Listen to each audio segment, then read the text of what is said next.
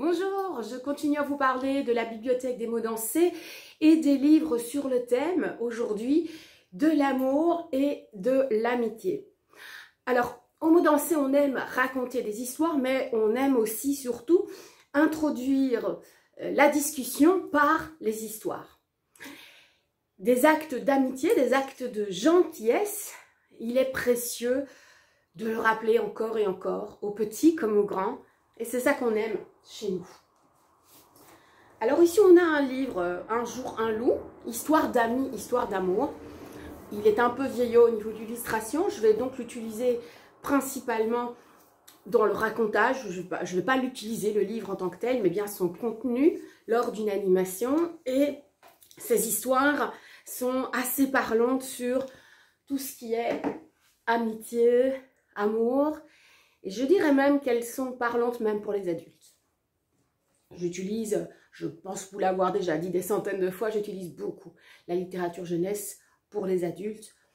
Il suffit de nuancer la manière de raconter, mais le fond des histoires est souvent essentiel et important à rappeler, encore et encore. Super bande de potes, je ne l'ai pas encore utilisé beaucoup, c'est une nouvelle acquisition. Et là, on voit toute la force du groupe, l'importance du groupe. On parle aussi des amitiés exclusives. Il y en a beaucoup, même encore chez les adultes. Et petit plus, ce livre parle de ce sujet autour du thème accrocheur, rassembleur, autour du thème de la musique. Et donc ça, je trouve ça vraiment sympathique. On peut chanter ou jouer la guitare tout seul dans sa chambre. On peut aussi faire partie d'un groupe. Et on peut aussi prendre du plaisir à jouer ensemble. Et à entendre les harmonies. Parce que peut-être que c'est ça aussi l'amitié. C'est l'harmonie. La dispute. Petit livre pour les petits avec des dessins tout doux. Et donc on peut aborder ce thème vraiment déjà chez les tout petits. Puis la dispute, Dieu sait qu'on connaît ça dans les cours de récréation. Même dans les cours de récréation des plus grands. Et on voit la futilité souvent qui est au départ d'une dispute. Et puis comment on fait pour raccommoder une amitié à laquelle on tient et qu'on vient de mettre à mal.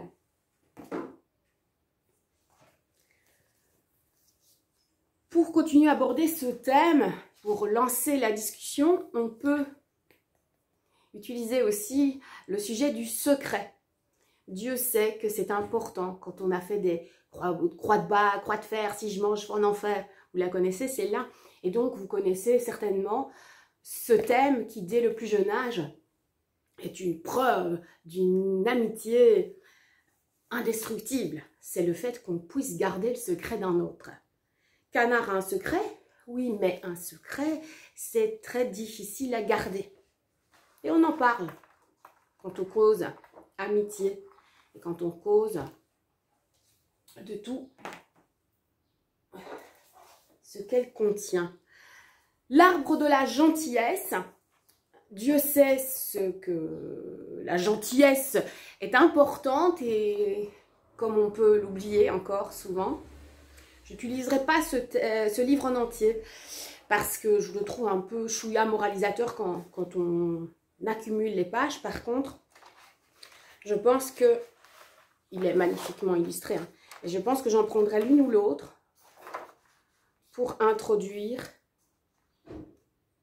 le sujet. Et alors, ce qui était intéressant aussi, vous voyez, il y a chaque fois un petit trou là. Et ce petit trou grandit, forme le tronc d'un arbre. Et la symbolique de la gentillesse qui pousse, mais qui s'entretient aussi. Et je termine. Mon meilleur ami du monde, histoire d'amour et d'amitié. On en parle chez vous. Faire venir de l'imaginaire dans votre école, dans votre institution, mais pouvoir introduire aussi un débat, un sujet, eh bien, ça peut être aussi tout à fait intéressant. Bonne journée.